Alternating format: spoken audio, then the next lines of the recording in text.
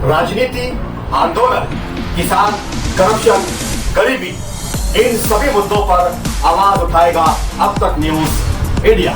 सत्ता के आगे जब भी सवाल कमजोर पड़ने लग जाए तो सवाल उठाने पड़ते हैं।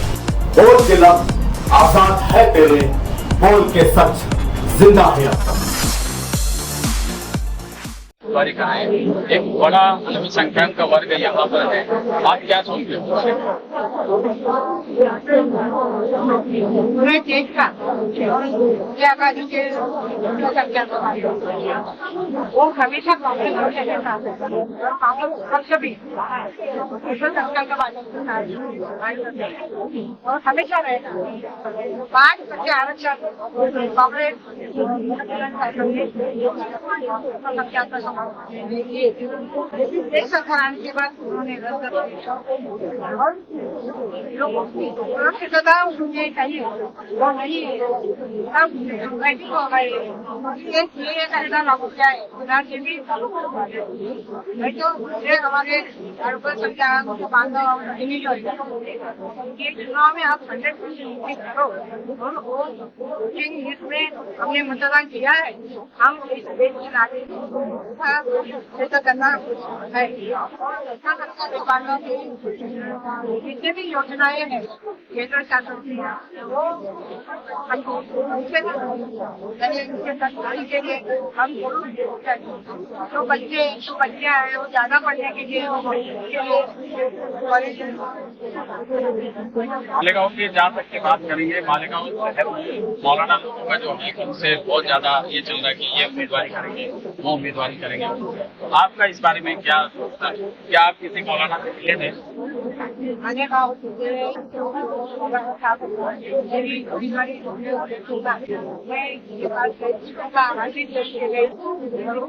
आशीर्वाद भी किया है और मैं इज्जत करती हूँ।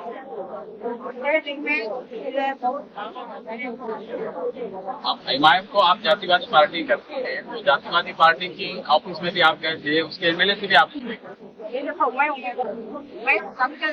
आप हिमायत के एमएलए से आप कैसे चाहिए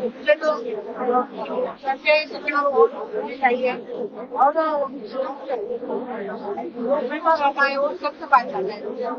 मालेगांव के लिए आपके दिल में क्या इतना कुछ है और ये प्रॉब्लम है हमारे पास और बहुत ज्यादा से लेके आगे तक पूरा गाँव प्रॉब्लम में, आप क्या सोचते हैं? मालेगांव में बहुत सारे हमारे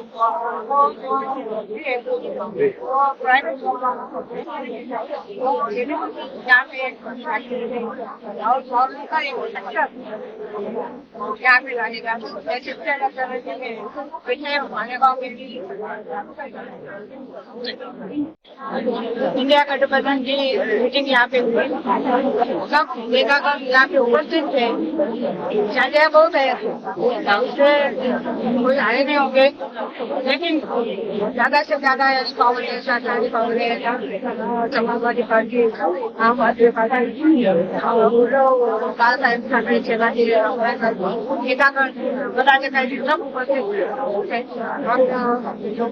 हमारी तादाद में हमारे कार्यकर्ता भी आए, वोट बंदी उन्होंने अपने पास रखे हुए और जो अपना उम्मीदवार यानी महाविकास गठबंधन उम्मीदवार तो ज्यादा से ज्यादा वोटों के चुन के आने के लिए ऐलान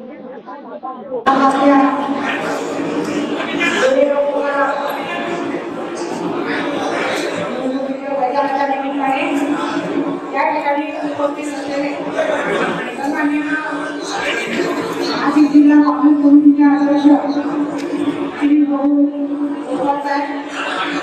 सामान्य या ठिकाणी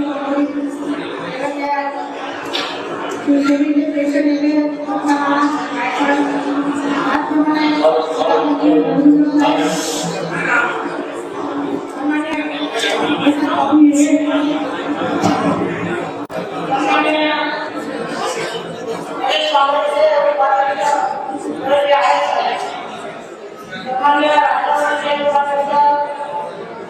राजू भैया भोसले, सन्माननीय पाटील, सामाजिक आपल्या प्रचाराचे अध्यक्ष किशोरजी कदम, आदरणीय अरुण बापू देवरे, एम आयले, आदरणीय यशवंतजी बापू, प्रमोदजी पाटील इत्यादी सुद्धा सन्माननीय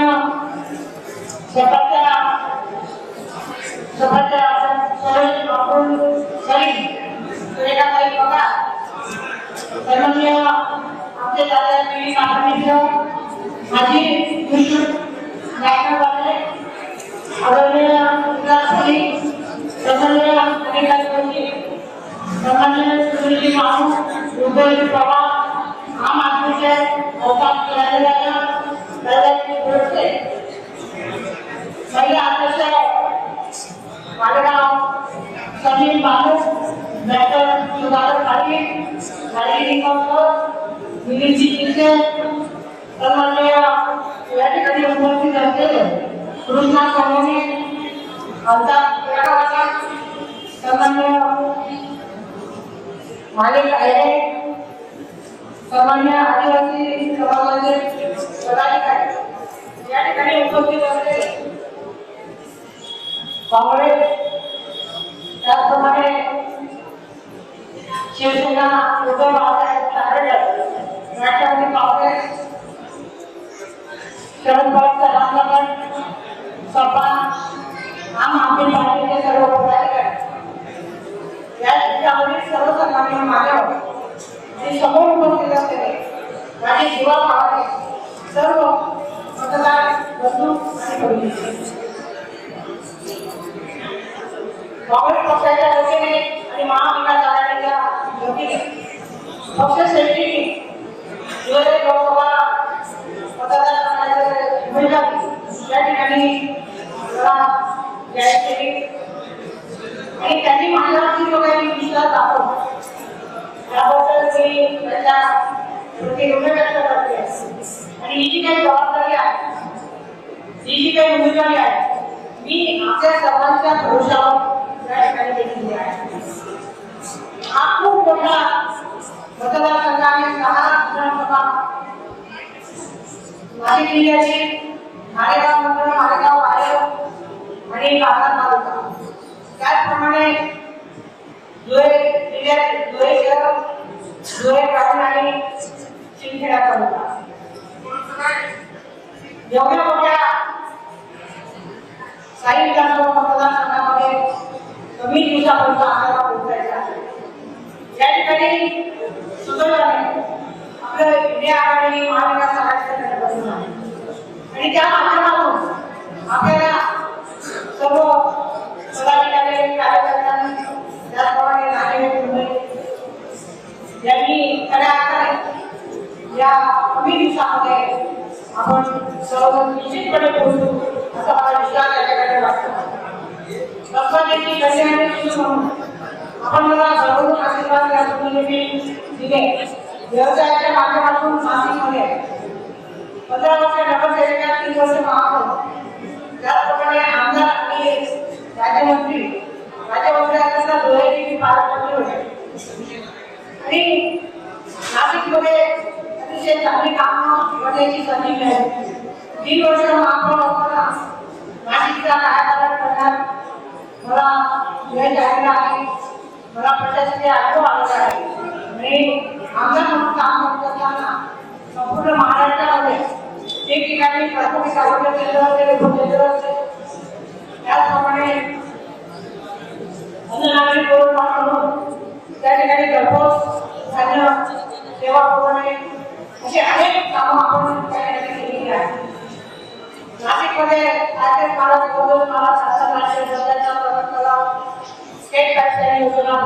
योजना, 25 शाळा पाण्याच्या टाक्या बांधल्या, मॉडेल रोड केले, ही सर्व जी काही कामं खऱ्या अर्थाने माझी आपल्याला विनंती आहे त्याप्रमाणे नाशिकमध्ये चांगल्या पद्धतीने आपण विकास केलेला आहे. त्याचप्रमाणे आपल्या आशीर्वादाने साधा म्हणून आपल्याला धुळे लोकसभा मतदारसंघाचा आणि आपल्या मालेगावचा मी निश्चितपणे त्या ठिकाणी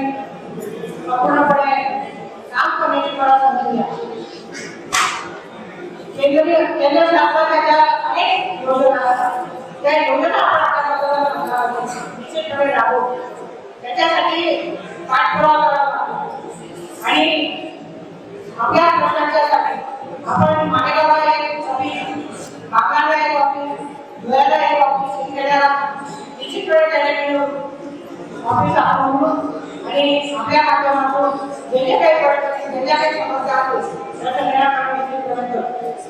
प्रत्येक विधानसभा मतदारसंघाचे वेगवेगळे प्रश्न आहेत. आपल्या मालेगावमध्ये जे काही मालेगाव पाहिल्यामध्ये पाणी पुरवठ्याचा खूप मोठा